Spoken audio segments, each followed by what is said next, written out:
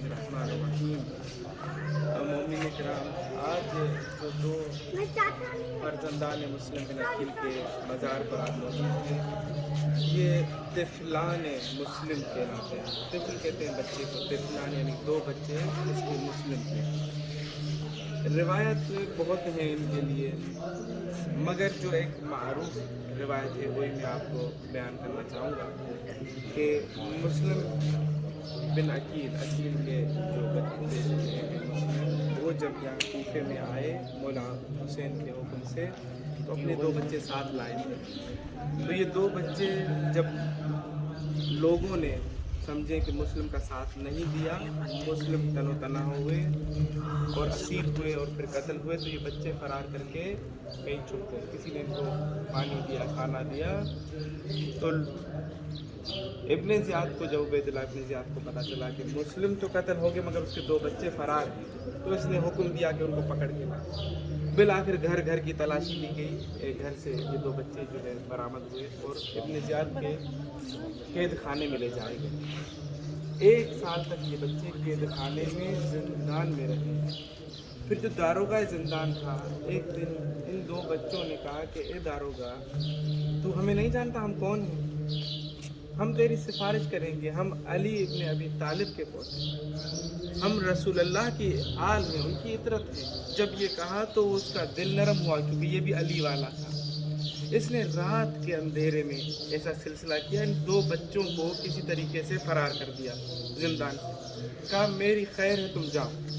जब ये Ubaidullah Ibn Ziyad को पता चला कि इसने दो बच्चों को कैद से रिहा कर दिया है, तो सबसे पहले तो इसे कत्ल कर दिया।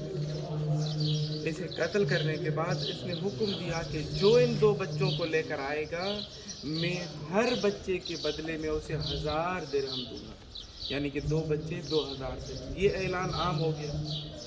अब लोग बच्चों को ढूंढ रहे हैं। बिल आखिर एक बदबख्त शकी तरीन शख्स, हारिस जिसका नाम है, ये अपने ही घर में अपने बच्चों को पूरा दिन ढूंढता रहता है बच्चों को, बच्चे नहीं मिलते। जब अपने घर में आता है तो इसी की बीवी मोमिना है, उसने इन बच्चों को अपने कमरे में लेटाया हुआ।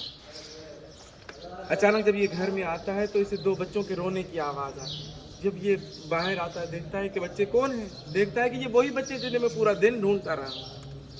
ये इन दोनों बच्चों को यहाँ से उठाता है और ले जाता है बाहर नहर फुरात के साथ करीब। ये बच्चे कहते हैं कि तुझे क्या चाहिए? तुझे अगर पैसे चाहिए हैं तो मैं अपने बाबा से कहूँगा, मैं अपने चाचा से कहूँगा, मैं आपको ये पैसे दिलवाऊँगा। तुम्हें इनाम चाहिए, इससे डबल इनाम तुम्हें दिला देंगे, हमें कत्ल न कर, हम आले रसूल।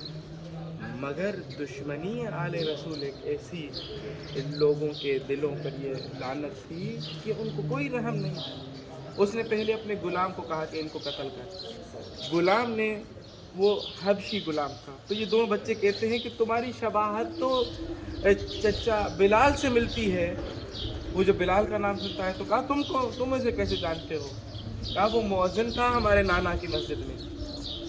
तो ये जो गुलाम है ये तलवार फेंक देता है, कहता मैं इन बच्चों को कत्ल नहीं करूँगा, मैं रसूलुल्लाह को क्या मुंह दिखाऊंगा।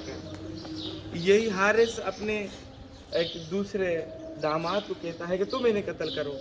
तो वो दामाद भी आगे बढ़ता है और बच्चे जब उससे हम कलाम होते हैं तो वो भी तलवार फेंक देता है कि मैं ये जुल्म नहीं करूँगा।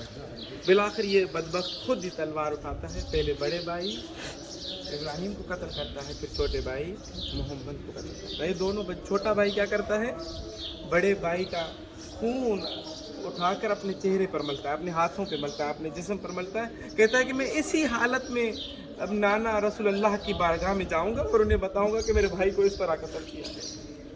फिर छोटे भाई को भी वो इसी तरीके से कत्ल करता है और दोनों भाई को लाशें को नहर फुरात में फेंक देता है। दोनों भाई अफसर नहीं है मगर ये घर भी आपस में मिल जाते हैं, एक दूसरे से जुदा नहीं होते। ये बदबख्त ये दोनों के सर को लेकर इब्ने ज़ियाद के दरबार में ले जाता है।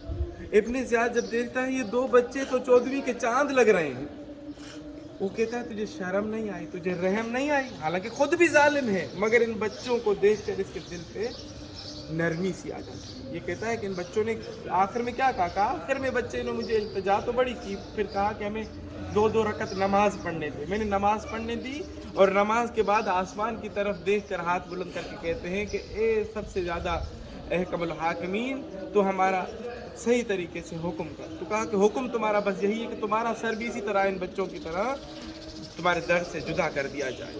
کہا کہ کون یہ کام کرے گا؟ تو ایک شامی شخص اٹھا، کہا کہ میں یہ کام کروں گا، تو اس کے سر کو بھی جدا کر دیا۔ کہا اگر تم اس بچوں کو لاتے میرے پاس زندہ تو میں تمہیں ان 1000 اور 2000 کی جگہ پہ 4000 درہم تمہیں دیتا، مگر تم نے یہ کام نہیں کیا، ان کو قتل کر کے لائے ہو، تو اب تمہاری بھی سزا یہی ہے کہ تمہیں قتل کرنا۔ تو جہاں جہاں بھی اولاد رسول گزری ہے ان کے ساتھ یہی ظلم و ستم ہوا ہے۔ یہ تو آپ کربلا سے کوفہ اور کوفہ سے شام کی طرف اگر وہ سفر کریں، ہم تو ابھی آج کل گاڑیوں میں تھک جاتے ہیں نا، اور گاڑیوں میں بھی رو رہے ہوتے ہیں کہ ہمیں پانی نہیں ملا، کھانا نہیں ملا، ہمیں سیٹ صحیح نہیں ملی، ہمیں فلاں مشکل، ہمیں فلاں مشکل۔ یہ تو آل رسول اس طریقے سے بے پالانوں اونٹوں پر لے جائے گئے، نہ جانے کتنے بچے جو ہیں اونٹوں سے گر کے مر گئے اور کوئی ان کا پرسانی حال پیچھے نہ تھا۔ ایک بی بی فاطمہ سکینہ کے لیے ملتا ہے کہ جب وہ گھوڑے سے رات کے اندھیرے میں گری تو فوری طور پر یہ تمام گھوڑے اور اونٹ رک گیا کارواں۔ بی بی زینب گھوڑے سے اتری، کیا اتر تو نہیں سکتی، وہ وہاں سے اپنے آپ کو گراتی تھی، جیسے بی بی اپنے آپ کو گراتی تھی یہ کاروان رک جاتا تھا۔ یہ بدبخت کیا کرتے؟ امام سجاد کو آ کے تازیانے مارتے کہ یہ گھوڑے کیوں نہیں چل رہے، یہ اونٹ کیوں نہیں چل رہے۔ مولا سجاد ان بیڑیوں کو، ان زنجیروں میں جکڑے ہوئے اٹھا کر آتے اپنی پھپھی کے پاس، کہتے پھپھی اماں کیا مسئلہ ہے؟ کہا میری آخری نشانی، حسین کی آخری نشانی 4 سال کی سکینہ، میں اسے اس جنگل و بیابان میں اکیلی نہیں چھوڑ سکتی۔ بی بی جاتی ہیں، کیا دیکھتی ہیں؟ جنگل و بیابان میں ایک کالے برقعے والی بی بی ہے جو بی بی سکینہ کو لیے ہوئے بیٹھی ہے، اور بی بی زینب نے آ کر کہا کہ بی بی تیرا بھلا ہو، تم نے اس غربت میں ہماری بچی کو آسرا دیا۔ کہا زینب کربلا سے لے کر میں تمہارے ساتھ ہوں، زینب جہاں جہاں تم جاؤ گی زینب میں تمہارے ساتھ چلوں گی۔ اللہ لعنت اللہ علی الظالمین۔